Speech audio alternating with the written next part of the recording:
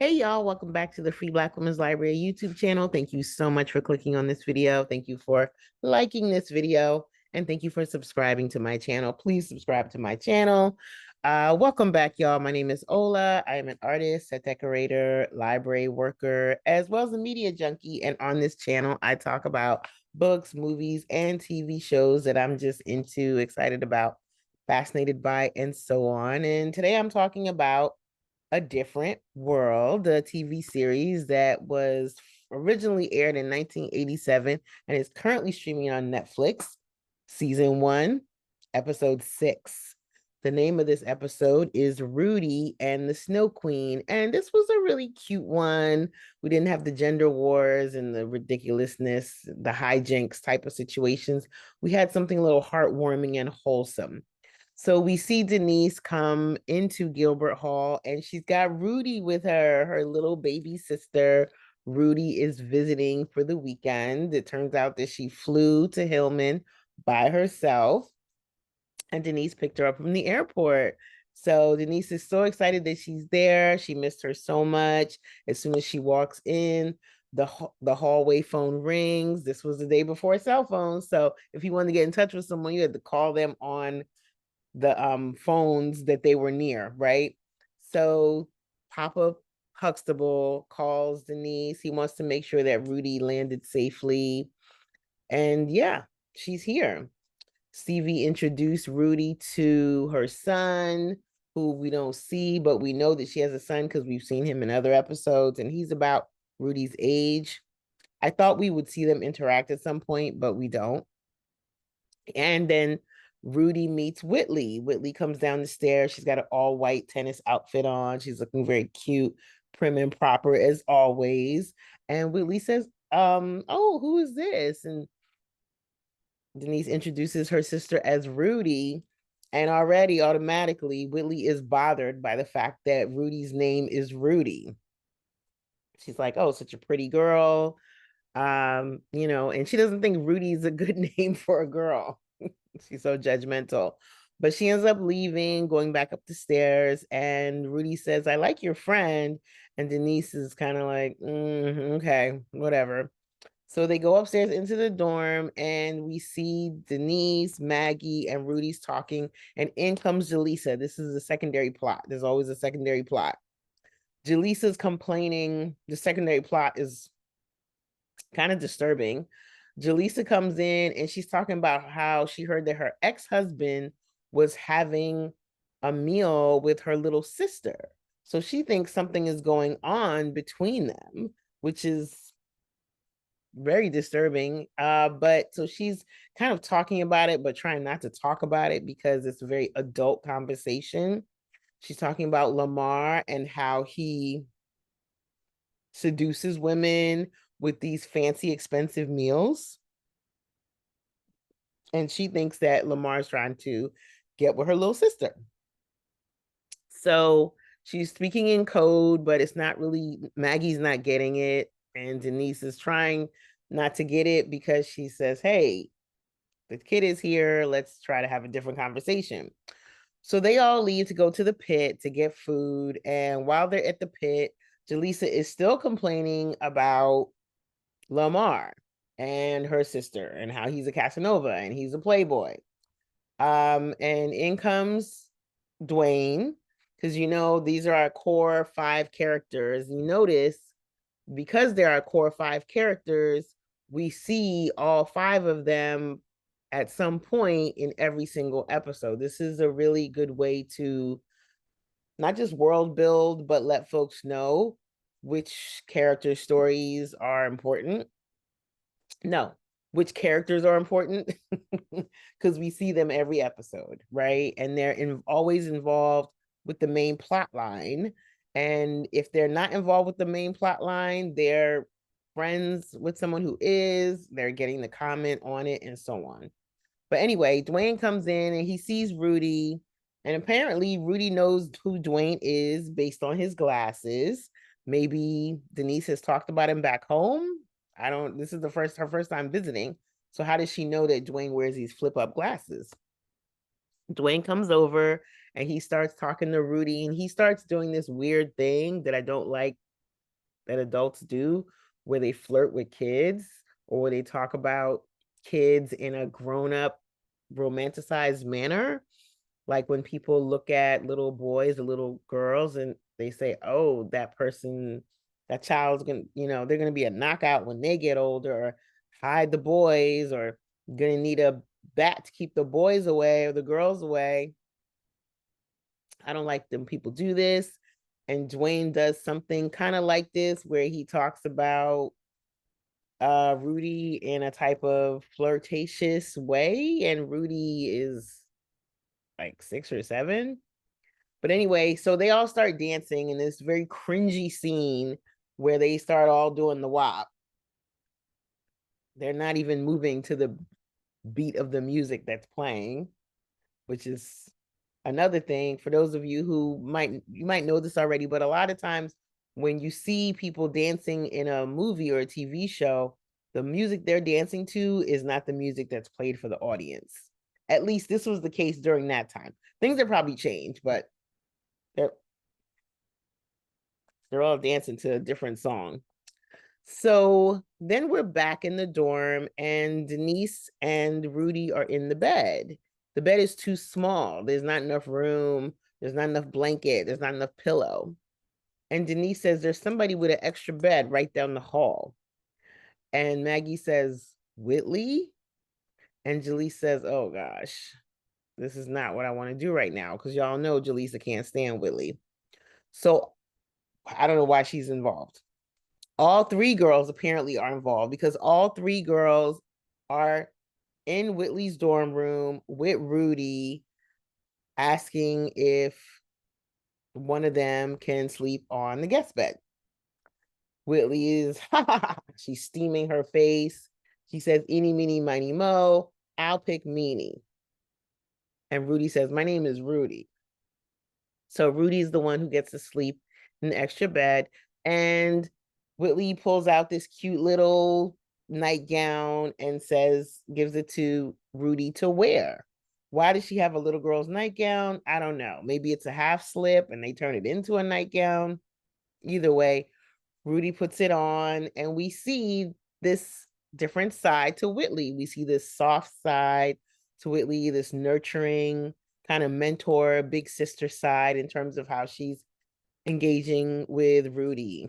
She's talking to her about perfume and makeup and being a beauty queen. And Whitley is completely just shining bright.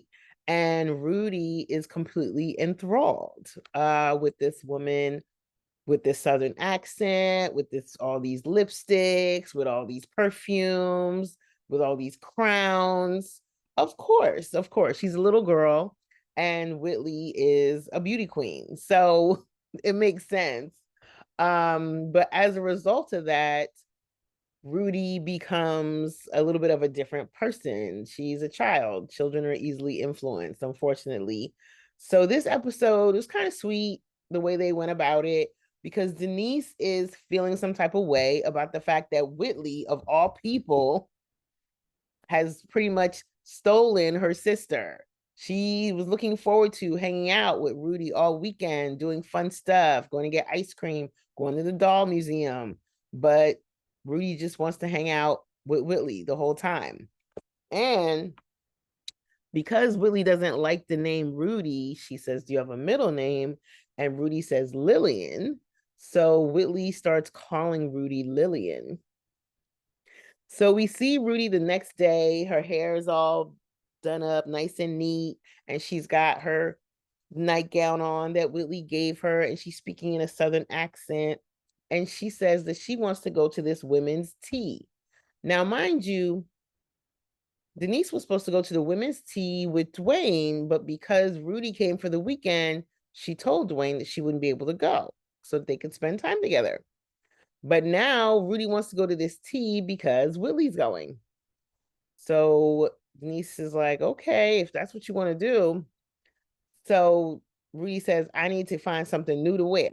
I don't have a thing to wear. Meanwhile, she's got a whole bunch of dresses in her luggage. So then we see it's the women's tea. Dwayne is the only man there. as always. And he's talking to this pretty co-ed student about the movie The Burning Bed. I don't know if folks know that reference. It's about a woman who set her husband on fire because he was abusing her. And it was Farrah Fawcett who played the role of the woman in the movie, The Burning Bed. So Dwayne is trying to prove that he's like pro women by talking about this.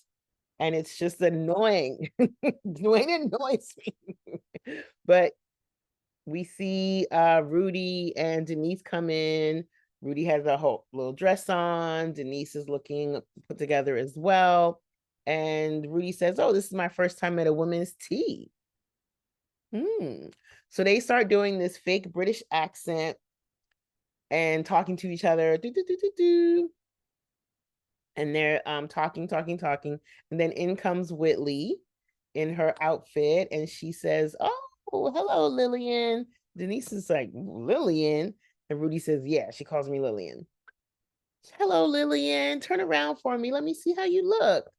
So Rudy does a little spin, and then they walk over to get tea, and they go to sit down, and Rudy's sitting there, and she's doing that thing that kids do, which is particularly annoying, kicking her feet on the chair.